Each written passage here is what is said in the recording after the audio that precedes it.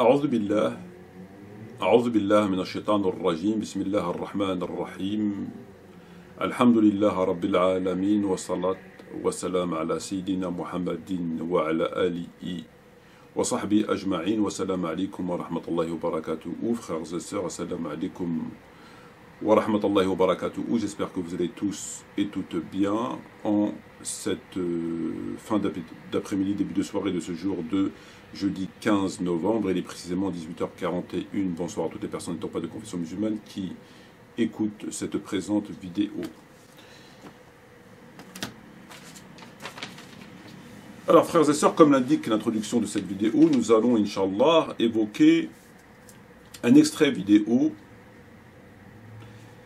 du Cheikh Othman al-Khamis. Othman al-Khamis a fait une intervention parmi tant d'autres dans le cadre de ses activités au Koweït, me semble-t-il, dans laquelle il évoque la bataille dite de Siffin. Cette bataille qui a vu l'affrontement entre musulmans, une fitna entre musulmans, d'un côté Muawiyah ibn Abu Sufyan ibn Harb, et en face Ali ibn Abi Talib, radiallahu anhu. Et plus précisément un hadith figurant dans le Bukhari et Muslim, Sahih, concernant cette bataille. Alors, ce que nous allons faire, Inch'Allah, c'est d'écouter, le plus simple, c'est d'écouter intégralement l'extrait en question. Il ne dure qu'une poignée de minutes, et on se retrouve, Inch'Allah, immédiatement ensuite, afin de le commenter. Écoutons le Cheikh Othman al-Khamis. طيب. سائل يقول: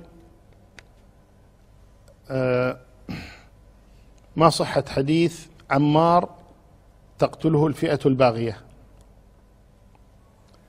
هذا الحديث صحيح، صحيح البخاري، أن النبي صلى الله عليه وسلم لما كان يبني المسجد النبوي فكان النبي يحمل حجرا والصحابة يحملون حجرا، كل واحد يحمل حجرا للبناء، وكان عمار يحمل حجرين يعني حرصه رضي الله عنه، فكان يتكلف فيحمل حجرين أثناء البناء. فقال النبي صلى الله عليه وسلم: ويح عمار تقتله الفئة الباغية، تقتله الفئة الباغية. هذا قاله النبي صلى الله عليه وسلم في بناء المسجد في السنة الثانية من الهجرة أو السنة الأولى من الهجرة، ولم يتحقق هذا الحديث إلا في سنة 37 من الهجرة، يعني بعد 35 سنة تقريبا أو 36 سنة تحقق هذا الحديث، فنسيه الكثير من الناس. لذلك النبي قاله في أول مهاجره صلى الله عليه وآله وسلم، ولكن وقع في سنة 37 من الهجرة، وذلك في معركة صفين بين علي رضي الله عنه ومعاوية رضي الله عنه، لما أبى معاوية أن يبايع لعلي وطلب منه علي أن يبايع فرفض حتى يسلمه علي قتلة عثمان، فأبى عليه علي. على كل حال مسألة طويلة، لكن في نهاية الأمر خرج علي رضي الله عنه لقتال معاوية في الشام، وعلي كان في العراق رضي الله عنه، وكان عمار مع علي. فلما بدأ القتال واشتد قدر الله تبارك وتعالى أنه قتل عمار رضي الله عنه. فلما قتل عمار كان ممن سمع النبي صلى الله عليه وسلم أو علم بهذا الحديث من النبي صلى الله عليه وسلم عبد الله بن عمرو بن العاص رضي الله عنه عن أبيه، فذهب إلى أبيه فقال: يا أبت قتل عمار، قتل عمار. فقال عمرو بن العاص: إنا لله وإنا إليه راجعون. فقال له عبد الله: وإني قد سمعت رسول الله صلى الله عليه وسلم يقول: عمار تقتله الفئة الباغية، فنحن الفئة الباغية. فذهب عمرو بن العاص إلى معاوية وقال له: لقد قتل عمار، فاسترجع معاوية. فقال له عمرو: وقد أخبرني ابني عبد الله أن النبي صلى الله عليه وسلم قال: عمار تقتله الفئة الباغية، فنحن الفئة الباغية. فقال له معاوية: بل قتله من أتى به، بل قتله من أتى به. وهذا الجواب من معاوية يعني غير صحيح طبعا، ولذلك لما ذكر هذا لعلي رضي الله عنه قيل له إنه ذكر هذا الحديث عند معاوية أن عمارا تقتله الفئة الباغية، فقال إنما قتله من أتى به، فقال علي رضي الله عنه إذن رسول الله هو الذي قتل حمزة، لأنه هو الذي أتى به في معركة أحد كما هو معلوم. وشك أن جواب علي رضي الله عنه واضح. فالشاهد من هذا أنه أخذ أهل العلم من هذا الحديث أن أهل الشام كانوا هم الفئة الباغية، ولكن بعض المتصيدين يأخذون من هذا أن أهل الشام الفئة الباغية أنهم يكفرونهم والعياذ بالله، أو يستبيحون لعنهم أو الطعن فيهم، وهذا باطل من القول، بل من لعنهم فهو ملعون، وإنما هي فئة باغية وليست كافرة، والله سماهم مؤمنين، فقال سبحانه وتعالى وإن طائفتان من المؤمنين اقتتلوا فأصلحوا بينهما فإن بغت إحداهما على الأخرى فقاتلوا التي تبغي حتى تفيء إلى أمر الله فإن فاءت فأصلحوا بينهما بالعدل وأقسطوا إن الله يحب المقسطين إنما المؤمنون إخوة فأصلحوا بين أخويكم واتقوا الله لعلكم ترحمون. فسماهم إخوة سبحانه وتعالى، ولا تكون الأخوة إلا بين المؤمنين. فالله وصفهم بالإيمان، ويريد أهل الباطل أن يصفوهم بالنفاق والكفر والشقاق والعياذ بالله، وهذا باطل من القول وهو مرفوض لا شك في هذا. فالصحيح أن عمار قتلته الفئة الباغية، والفئة الباغية كانت هي أهل الشام رحمه الله تبارك وتعالى، لكن ليسوا كافرين وإنما أخطأوا رضي الله عنهم، وكان يجب عليهم أن يبايعوا لعلي وأن يتابعوه رضي الله عنه وأرضاه. نعم. Alors frères et sœurs, nous avons entendu, nous avons écouté le Shir Uthman al-Khamis nous expliquer un certain nombre de choses en rapport avec cette bataille. Finalement, son intervention peut se résumer au fait qu'il nous a fait le sharh, l'explication du hadith sahih dans le Bukhari et Muslim. Sahih, Bukhari et Muslim. En rapport avec cette bataille. Il nous dit que le prophète Mohammed a dit concernant cette bataille, taqtulu'u, ça renvoie à qui? Ammar ibn Yasser, al-fi'atu al-baghiya, il sera tué par le groupe des rebelles. Et nous savons tous que celui-ci est mort en combattant aux côtés de Ali. Il a donc été tué par le groupe de rebelles qui était Muawiyah et ses soldats. La bataille de Siffin eut lieu en juillet 657. Le plus fort de la bataille se produisit le 19 ou le 20 juillet. Le 1 et le 2 Safar de l'an 37 de l'Hégire, sur les rives de l'Euphrate, près de la ville syrienne actuelle de Raqqa. Il fut le dernier combat entre Muawiyah et Ali. 135 000 hommes du côté de Muawiyah, 130 000 hommes du côté de Ali, 45 000 tués du côté de Muawiyah, 25 000 tués du côté de Ali. C'est une bataille extrêmement sanglante, beaucoup de morts, sans compter ceux qui sont morts ensuite, suite à leurs blessures, et tous, me semble-t-il, de confession musulmane. Les musulmans se sont donc entretués peu de temps après la mort du prophète, puisque elle s'est déroulée, nous dit-on, en l'an 37 de l'Hégire. Nous savons que le prophète, me semble-t-il, est mort en l'an 11 de l'Hégire. Alors effectivement, c'est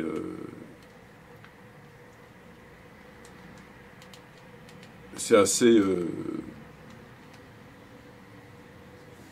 Alors, frères et sœurs, ce qui m'intéresse, moi, dans ce genre d'intervention, que je considère comme spectaculaire, pour moi, c'est un cascadeur.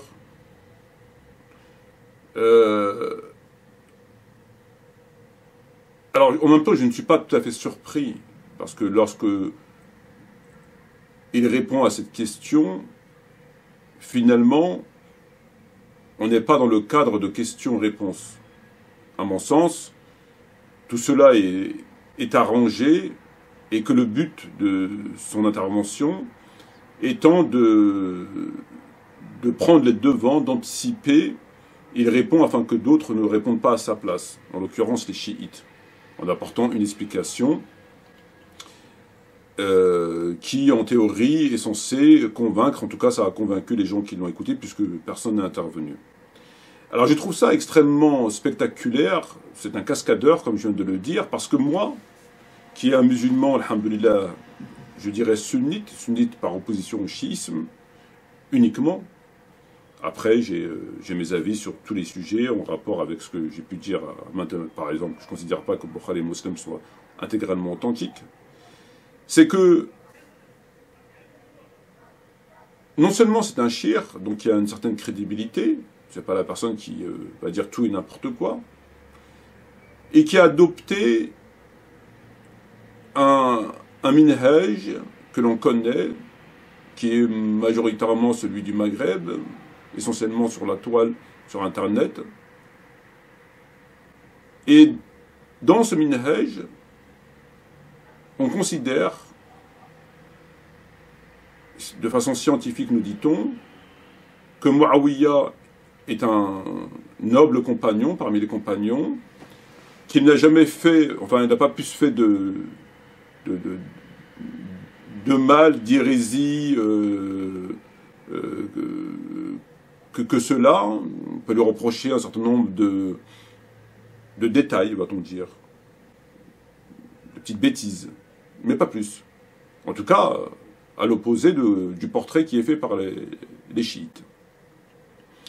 Et là où c'est spectaculaire, c'est que lorsque on lit le Bukhari Muslim essentiellement, et qu'on y trouve un certain nombre de textes, notamment le jour du jeudi, ou la bataille de Siffin, la bataille du chameau, et d'autres textes, d'autres qui ne sont pas dans le Bukhari Muslim, mais qui sont validés par eux-mêmes, de prime abord, en tout cas moi me concernant, ça m'enlève rien, alhamdoulilah, à mon islam, ça m'enlève rien à mon sunnisme, mais avec tous les efforts possibles et inimaginables, je ne peux pas harmoniser des textes qu'on présente comme authentiques, notamment Siffin, de surcroît le hadith qu'il a cité, et dire que, pour faire court et simple, circuler, il n'y a rien à voir. Pour moi, c'est tout à fait impossible. C'est un exercice, vraiment, c'est plus de l'acrobatie, là, c'est carrément... c'est tout simplement pas possible. Alors là où c'est intéressant pour moi, c'est que je me dis, tiens, voilà, et j'ai envie de dire, alhamdoulilah, j'ai mal compris les textes. Je n'ai pas assez de science, je ne suis pas un shir, moins encore un savant, pas du tout un érudit, je suis un simple musulman parmi les musulmans qui, de temps à autre, feuillette des livres. Mais j'ai quand même un cerveau. Et j'ai surtout pour moi mon impartialité. Je suis quelqu'un je considère honnête. Et je ne crains, en ce sens, le blâme d'aucun blâmeur. Et quand je lis ces textes, je me dis non, il faut choisir. Ou bien tu valides ces textes en disant que bon, ils sont sahih, ou bien tu les rejettes, mais si tu les valides, tu ne peux pas adopter ce courant de pensée qui te dit circuler, il n'y a rien à voir. C'est pas possible.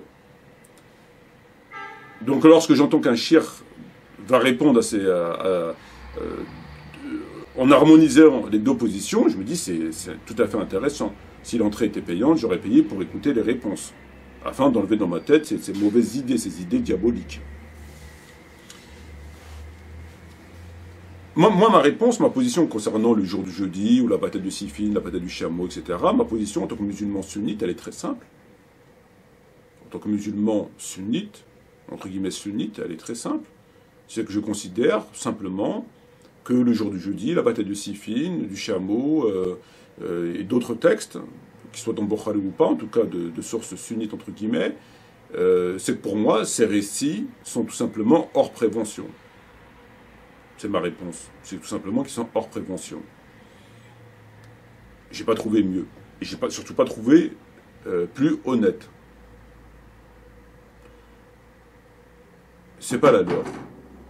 Et ce que je regrette, sincèrement, c'est que je constate qu'ils sont amenés à manipuler les textes pour finalement leur faire dire ce qu'ils ne disent pas. Et croyez-moi que s'il avait utilisé cette même méthode à la barre, c'est un outrage à magistrat. Il perd toute crédibilité. Il perd toute crédibilité. Et je vais vous expliquer pourquoi. Il évoque le hadith qu'il a cité, il le valide. Néanmoins, il ne tire pas les conclusions qui s'imposent. Quelles sont ces conclusions qui s'imposent? Pourquoi devraient-elles être les miennes?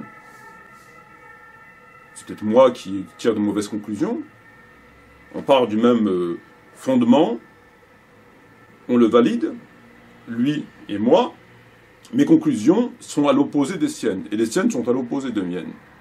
Que nous dit-il? Il nous dit simplement qu'il faut lire ce hadith à la lumière du verset dans la sourate 49, verset 9.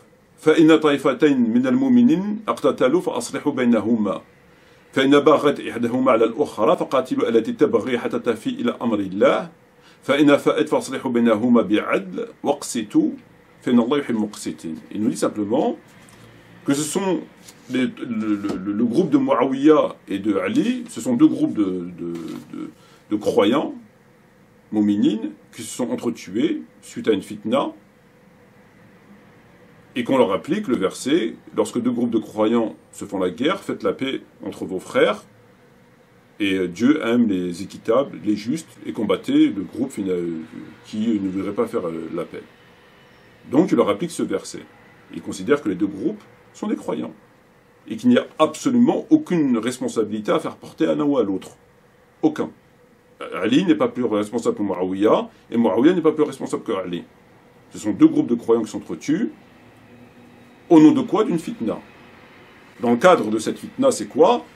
C'est un dramatique événement qui est survenu, qui a conduit des musulmans à s'entretuer, alors que tous les deux, a priori, sont sincères, sont bien intentionnés. C'est la fitna. C'est pas volontaire. Ils ne cherchent pas à ne pas respecter le Coran, à violer les lois de Dieu, etc., etc. Ils sont tous les deux croyants, il y a une fitna qui est survenue, tous les deux pensent qu'ils ont raison, bon ben, les conséquences c'est qu'il y a eu des morts, c'est une fitna, Allah jugera le jour des comptes. Voilà la position du Cheikh Razman al-Khamis. C'est pas la mienne. Alors qui a raison, qui a tort? Que dis-je moi? Moi je lui applique à Muawiyah le verset qui dit وَمَنْ يَقْتَلْ مُؤْمِنًا مُتَعَمِدًا فَجَزَاؤُهُ جَهَنَّمَ خَالِدًا فِيهَا وَغَضَبَ اللَّهُ عَلَيْهِ وَلَعَنَهُ وَأَعَدَّ لَهُ الْعَذَابَ الْعَظِيمَ.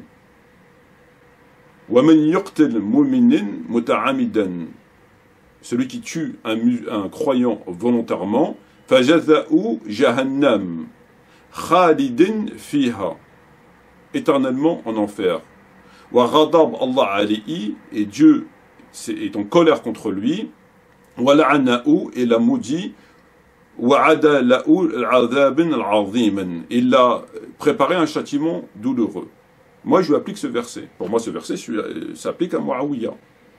Ces troupes, à titre individuel, on ne sait pas si un était manipulé ou pas, mais les généraux, la tête pensante, Muawiyah et ses acolytes, je leur applique ce verset. Et aucunement le verset qu'il a cité. Le verset qu'il a cité ne s'applique pas à Muawiyah. Aucunement, jamais. Impossible. Ben pour lui, si. Donc moi, je leur applique ce verset, et je considère que, par exemple, le fameux hadith qui dit le jour de Nar Qiyama, un certain nombre de mes compagnons seront ramenés en enfer, et je dirais, ce sont mes compagnons, il me sera répondu, tu ne sais pas ce qu'ils ont fait après toi, je considère qu'il s'applique à Muawiyah. Il en porte l'entière responsabilité de tout ce sang qui a été versé. Et pour moi, ce n'est pas une fitna. Ce n'est pas une fitna au sens étymologique, au sens strict du terme. Une fitna, c'est dans ce cadre-là, un fait qui s'est déroulé, un événement, une histoire, et que les deux sont sincères. Les deux sont sincères. Et que tous les deux agissent sincèrement au nom du livre de Dieu. Voilà. Donc, a priori, il n'y a pas de responsabilité. On ne peut pas faire porter la responsabilité à l'un plus qu'à l'autre. Et du jour de la résurrection, Allah jugera. Pour moi, c'est pas ça. Pour moi, c'est pas ça. C'est pas du tout une fitna en ce sens. Pour moi, ce sont des gens qui ont volontairement piétiné le livre de Dieu, volontairement tué des musulmans, afin de prendre le pouvoir, afin de renverser le pouvoir, le califat de Ali. Tout simplement. Et ils sont cachés pour ce faire, derrière un prétexte fallacieux, qui est le sang de Uthman ibn Affan. Pour moi, c'est ça. Pour moi, il n'y a aucun doute. Donc c'est quand même incroyable qu'en partant du même texte, on n'arrive pas à la même conclusion. Pour moi, ce sont des criminels, et pour lui, ils sont tout à fait innocents, ce sont des croyants. Comment motive-t-il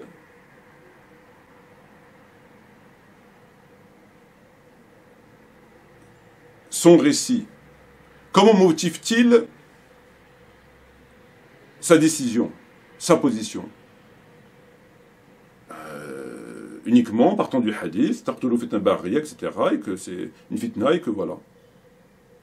Oui, mais le problème, faudrait-il encore, frères et sœurs, qui citent le hadith intégralement? S'ils nous coupent la moitié du propos du prophète Mohammed, ça va causer problème. Et apparemment, ils aiment bien jouer du ciseau. On le voit constamment. À chaque fois, il manque un morceau. Comme par rapport à Tarawih. Et le hadith, qu'est-ce qu'il dit dans le Bukhari, dans le Muslim? Il dit effectivement, Tartulu'u fi ata bariya. Effectivement, mais il n'est pas terminé. Yad'uhum ila jannah wa yad'una'u ila an-nar. Il les appellera au paradis et ils l'appelleront en enfer. Ah, ben c'est plus pareil là. C'est plus du tout la même chose. Ben, s'il enlève la moitié du hadith, il n'a pas cité, vous reprenez la vidéo du début à la fin, il cite que le début. Il sera tué, Tartulu'u fi atna al-bariya. Il sera tué dans la fitna, c'est tout. Donc il n'y a pas de responsabilité. On ne peut pas savoir, c'est une fitna. Voilà, bon, c'est une fitna, malheureusement ça arrive. Fitna. Oui, mais le problème c'est qu'il n'est pas fini. Yad'uhum ila jannah wa yad'una'u ila an-nar. Alors qu'il les appellera au paradis, ils l'appelleront en enfer. Et ce passage, ce propos du prophète qui est dans le hadith, il ne l'a pas cité. Parce que s'il venait à le citer, il ne peut plus honnêtement considérer ce qu'il a considéré. Parce que ce passage nous indique clairement que lui, il les appelle au paradis. Et que eux, ils l'appellent en enfer. Ça veut dire que c'est le groupe de l'enfer. Quand on te dit que tu appelles quelqu'un en enfer, c'est que tu es toi-même en enfer. Tu appelles quelqu'un en enfer. Ton acte, si je respecte ta proposition, c'est une proposition qui m'emmène en enfer. Donc ici, le texte, comment on le comprend? On le comprend que ce sont le groupe, non seulement de rebelles, non seulement des injustes, mais qui appellent en enfer. Et ce propos du prophète Mohammed, il ne l'a pas cité, alors qu'il fait partie du hadith. Il a pris qu'une partie du hadith. Et il a conclu avec une partie du hadith. Et le prophète a dit, il a décrété, il a annoncé que ce sont des gens de l'enfer. Et pour qu'ils puissent être en enfer, on ne peut par conséquent ne plus leur appliquer le statut en rapport avec la fitna. La fitna, dans la fitna, tu as la présomption d'innocence. La fitna te permet de t'en sortir par la présomption d'innocence. Par le fait que tu ne savais pas, tu as cru bien faire. C'est une fitna. Donc, on ne peut pas, tu n'es pas responsable. Tu as cru en agissant de cette façon, tu faisais bien. Mais ici, le prophète ne leur a pas appliqué le statut que c'était des gens qui étaient induits en erreur. Il dit, tu seras tué par le groupe de rebelles. Il n'a pas dit tu seras tué dans une fitna et ça s'arrête là. Il a dit tu seras tué par le groupe de rebelles. Il dit que ce sont eux les rebelles. Ils se rebellent contre l'autorité. Donc déjà en soi se rebeller contre l'autorité, c'est haram, tout le monde le sait. Quand tu te rebelles contre l'autorité, tu es fautif. Mais on peut considérer que tu t'es rebellé contre l'autorité par voie de fitna. Pas volontairement. Tu t'es pas levé un matin en disant ouais je vais me rebeller contre l'autorité. Et je vais tuer tout ce qu'il y a sur mon chemin. Mon passage. Non. Pas du tout. Il dit ce sont des rebelles, donc ils se rebellent contre l'autorité, c'est haram, mais par quelle voie? La voie de la fitna ou la voie de la rébellion au sens strict du terme? La voie de la fitna permet de s'en sortir par la présomption d'innocence, par la possibilité que c'est pas volontaire. Je me suis rebellé contre l'autorité en pensant que c'était conforme à l'islam parce qu'il s'est passé telle et telle chose. Et Dieu dit telle et telle chose. Je me suis rebellé contre l'autorité pour prendre le pouvoir, renverser le pouvoir. C'est pas la même chose. Un, t'assumes tout, l'autre, on verra le jour des comptes. Et là, le prophète, quand il dit le groupe de rebelles, il leur donne le statut de rebelle, de rébellion, qui se rebellent, ok? Mais en quelle nature, en quel sens?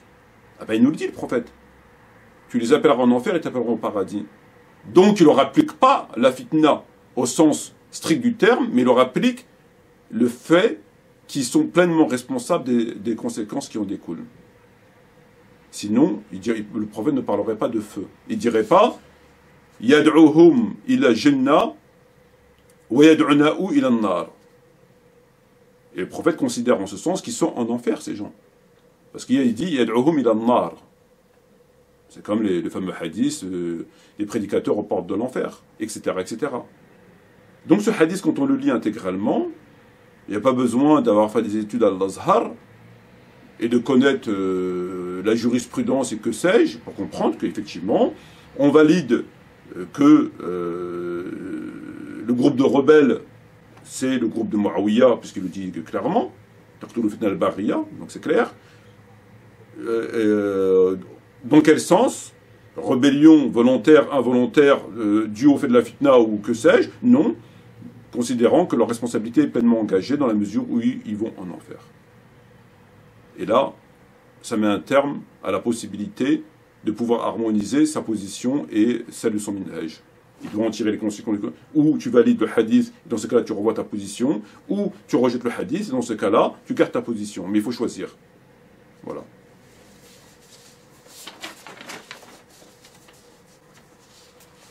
C'est quand même incroyable comment il manipule les textes. Comment peut-on se permettre de couper un hadith? Cite-le intégralement. Pourquoi tu dis que tu... Par contre, pour prendre le temps de nous expliquer que, oui, c'était une histoire, un jour, Ammar ibn Yasser est porté 2 pierres, alors que d'autres portaient 1 pierre, pour la construction de la mosquée, que le prophète... Ça, il prend son temps, ça. Ça, il n'y a pas de problème, il connaît l'histoire par cœur, il prend son temps pour nous raconter... Et enfin, c'est quand même incroyable. Il prend son temps pour nous raconter des choses qui c'est bien pour les récits, oui, c'est bien, c'est émouvant, c'est nostalgique, il n'y a pas de problème. Mais là, le but étant de nous intéresser aux éléments de nature. On est quand même dans une affaire criminelle. Donc bon, c'est bien, tu nous racontes les pierres, il faisait beau, c'était un jour d'été, voilà, les oiseaux chantaient, machin, etc. Mais là, on n'est pas en train de parler d'un récit anodin. Enfin, voilà, on est en train de parler de 100 musulmans qui ont été tués, qui ont été massacrés, qui ont renversé l'autorité califale, la fitna, les veuves, les orphelins, puis après Yazid. Enfin, c'est quand même grave, quoi. Je veux dire, donc on s'en fout un petit peu de tes histoires à côté. Sois précis sur le texte, sois précis sur la loi, sois précis sur sur quoi tu vas juger. Enfin, voilà. Donc ils font ça exprès, me semble-t-il, pour endormir un petit peu les gens, pour les distraire, hein, voilà, comme ils savent si bien faire. Et puis au moment où à partir du moment où il évoque le texte, et là on rentre dans la loi, on rentre dans le concret, hein, ce qui va déterminer notre position, ben là il a oublié la moitié du texte. Ah, il a oublié la moitié du texte, comme par hasard.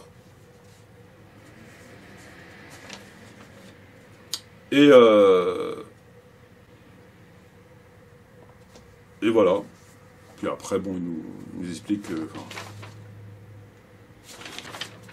Et je constate qu'ils ont fait la même chose avec le tarawih. Le hadith de tarawih, intégralement, qui figure dans un Nasa'i ou ailleurs, ou qui figure de façon séparée dans le Bukhari et le Muslim, mais qu'on doit recoller, ou si on ne le recolle pas, on tire les conclusions qui s'imposent par la chronologie, ce que j'ai expliqué. Donc on arrive toujours à la même conclusion. Le hadith intégralement, le propos intégral, فَصَلُّوا أَيُّهَا النَّاسِ فِي بُيُوتِكُمْ فَصَلُّوا أَيُّهَا النَّاسِ فِي بُيُوتِكُمْ فَإِنَّ أَفْضَلَ الصَّلَاةِ صَلَاةُ الْمَرْءِ فِي بَيْتِهِ الْمَكْتُوبَةِ. Très bien. Ça, c'est le hadith intégral. C'est la phrase intégrale. Lorsqu'on regarde les livres, notamment les livres de fiqh, toujours dans ce même courant, de ce même minhaj, on se rend compte que ils prennent que la seconde partie du hadith. Ils te disent « Afdal as-salat salat al-mar'i fi bayti la maktuba ». Et ils te disent « Bon, c'est pour ça que des savants disent que c'est mieux à la maison, etc. » Ils prennent que la seconde partie. « Afdal as-salat salat al-mar'i fi bayti la maktuba ». Et après, ils expliquent. Donc quand toi tu lis ce livre, le mec qui lit le livre, il va dans le chapitre Qiyam al-Layl, etc. Et il lit le livre. Moi, je prends un des livres de fiqh, je lis le livre, j'arrive dans le chapitre Bab Tarawih ou Bab je sais pas quoi, Bab Qiyam al-Layl ou que sais-je, ça dépend comment ils ont envie de l'appeler, et je lis est-ce qu'il faut prier à la mosquée, machin, etc. Afdal salat il fait bâtir la maktuba, etc. Les savants divergés, etc. Certains disent que c'est mieux, c'est moins mieux, mais nanana. Bon. Je connais pas le sujet. Je connais pas, bon, j'ai lu comme ça. Pour moi, leur explication, elle est valable. Tout à fait valable. C'est mieux, bon, bah c'est mieux, c'est pas obligatoire, c'est pas interdit, bon, c'est mieux, bon. Mais le problème, c'est qu'ils ont enlevé la moitié. Ils ont enlevé le plus important. Ils ont enlevé quoi? Ils ont enlevé « Fasallu ayyunas fi buyutikum ». Fasallu ayyunas fi buyutikum. Et ensuite « Afdal salat satama ifi beti la maktuba ». Donc quand on lève ce qui va déterminer si c'est une obligation ou pas, ce passage-là, c'est le passage le plus important. Parce que ce passage-là nous dit comment on doit comprendre le texte. Fasallu ayyuhannas fi buyutikum, on comprend qu'ici, c'est un impératif, une injonction, et que le prophète ne donne pas le choix. Donc, le reste de Afdal salat salat al-mar'i fi bayti, ça, c'est pas important. Ça, c'est une explication. C'est qu'une explication. Pourquoi? Parce que la meilleure des prières, c'est une explication. Mais explication qui repose sur un fondement de l'obligation ou du conseil. Et encore, faudrait-il le savoir, il faut qu'ils nous disent c'est quoi. Il ne faut pas qu'ils enlèvent, mais ils l'ont enlevé. Donc on ne peut pas savoir le support, est-ce qu'il est obligatoire ou surrogatoire, puisqu'ils l'ont enlevé. C'est comme si on cite le hadith, la meilleure prière pour une femme est celle qui est faite chez elle. Ou la meilleure prière pour un homme, le meilleur rang pour un homme est le premier, et le pire est le dernier. Le pire rang pour la femme est le premier, et le meilleur est le dernier. La prière dans ma mosquée à Médine, la mosquée du prophète Mohammed sallam, est meilleure que toute prière ailleurs. Ici, on a le même terme, afdal. Le même terme qui est utilisé dans les rangs ou dans la prière de la femme, et c'est le même terme. Mais est-ce que c'est une interdiction pour la femme de prier à la mosquée? Non. Afdal salat al-mar'a fi baytiha, c'est tout. Mais est-ce que c'est une interdiction? Non. Est-ce que c'est une interdiction à l'homme de prier au 2e, au 3e, au 20e ou 30e rang? Non. Il dit simplement le meilleur rang, afdal. Est-ce que le prophète interdit de prier ailleurs? Au nom du hadith, afdal salat fi masjidi? Non. Il a simplement dit la meilleure prière, etc. Donc ici, lorsqu'on lit le texte, on comprend que c'est pas une interdiction à la fin de venir à la mosquée. Il a dit simplement c'est mieux, c'est tout. C'est mieux, mais si tu veux venir, ben viens. Mais c'est mieux que tu pries chez toi. Donc on est dans le cadre de la recommandation. Mais pour Tarawih, le hadith Tarawih, c'est pas la même chose. C'est pas ce qu'il dit le prophète. Il dit Fasallu ayyuhannas fi buyutikum. Fasallu ayyuhannas fi buyutikum fa inna afdal as-salat salat al-mar'i fi bayti illa maktuba. Donc là, c'est pas du tout le même récit. C'est pas du tout le même caractère. nous avons l'ordre, l'impératif qui doit être Ati'u Allah wa Ati'u Rasoul, etc., etc. Donc on doit obéir au prophète au nom de ce qu'on sait, c'est quand même des bases de la doctrine des musulmans, qu'ils soient chiites ou sunnites, d'obéir au prophète, alayhi salatu wassalam. Et ensuite, on a la raison, l'explication, qui est secondaire. Ben, eux, ils écartent le premier élément le plus important, qui détermine si c'est une obligation ou une recommandation, et ils mettent que le deuxième élément. Donc, ils ont réduit le hadith de Tarawih au même niveau que la prière de la femme chez elle, que le premier rang pour l'homme, que le dernier rang pour la femme, que de prier dans la mosquée du prophète. Ils l'ont réduit au même niveau. Ils dégagent le plus important. Et dans le livre de fiqh, écrit le plus souvent par ce minhaj, ils écartent le fondement, le statut, le caractère, et ils laissent le reste. Alors quand tu sais pas, ben, tu le lis, on te dit, ouais, non, tu dis, ouais, non, le prophète il a simplement Afdal, c'est tout, c'est Afdal, Salat, etc. Voilà. Encore faudrait-il savoir que ce hadith, il est maqtou', il est coupé. Ben, c'est ce qu'ils font. Donc ils jouent constamment du ciseau. Ils jouent constamment du ciseau. Ils coupent tout le temps les hadiths.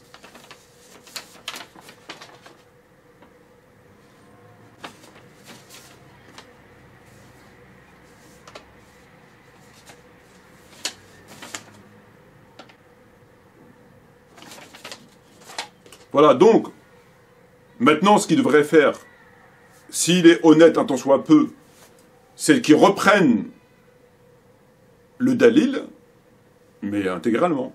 Prends tout le hadith. Maintenant, donne-nous ton explication. Si en prenant tout le hadith, pourra-t-il nous donner la même explication? En reprenant tout le hadith. تقتلوه فإن الباغية يدعوهم إلى الجنة ويدعونه إلى النار. يدعونهم إلى الجنة ويدعوهم إلى النار. Est-ce qu'il peut là tenir les mêmes propos? Est-ce qu'il peut les appeler al-mu'minin? Al-mu'min yad'u ila an-nar? Al-mu'minun yad'u ila an-nar? Donc ça voudrait dire qu'il y a des croyants qui appellent au feu. Oui. Dans le verset dans le Coran, il ne dit pas qu'ils appellent au feu. Il te dit si c'est une fitna. On ne connaît pas le statut de cette fitna. On lui applique le principe de la fitna, c'est-à-dire on ne sait pas qui a raison, qui a tort. C'est-à-dire que les deux sont bien intentionnés. Le groupe que Allah parle dans le Coran, il parle d'une fitna au sens strict du terme. C'est-à-dire des musulmans qui s'entretuent au nom d'une fitna. Les deux sont bien intentionnés, donc ils appellent des croyants. Faites la paix entre eux. Toi, tu disputes avec un frère, tu crois que tu as raison, le frère il croit qu'il a raison, toi tu es sincère, lui il est sincère, nous on fait la paix entre vous, on vous appelle des musulmans. Toi tu es musulman, les musulmans, bon malheureusement il y a eu un problème entre vous. Ça, c'est ça le Coran qui dit.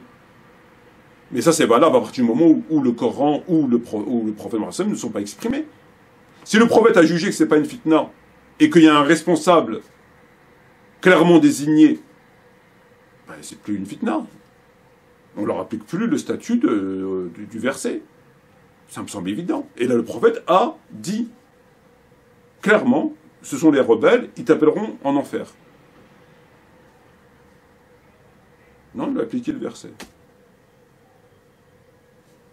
Ben, il a appliqué le verset parce qu'il a coupé la moitié du hadith. Il a coupé. Voilà. Et c'est ce qu'ils font avec pas mal de choses, malheureusement.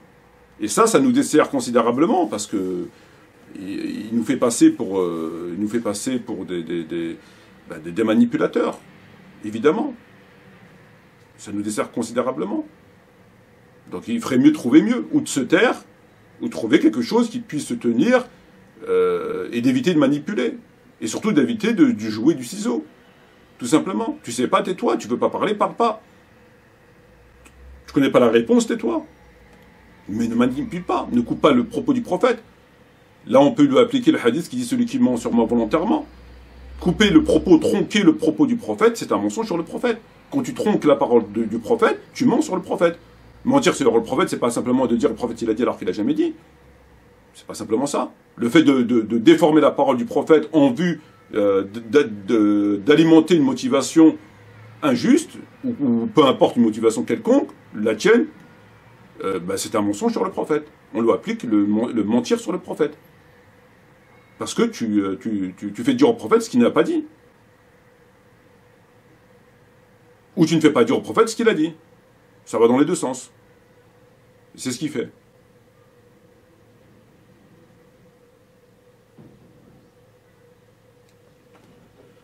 Sur ce, je vous remercie. Wassalamu alaikum wa rahmatullahi wa barakatuh. Et à bientôt, Inch'Allah.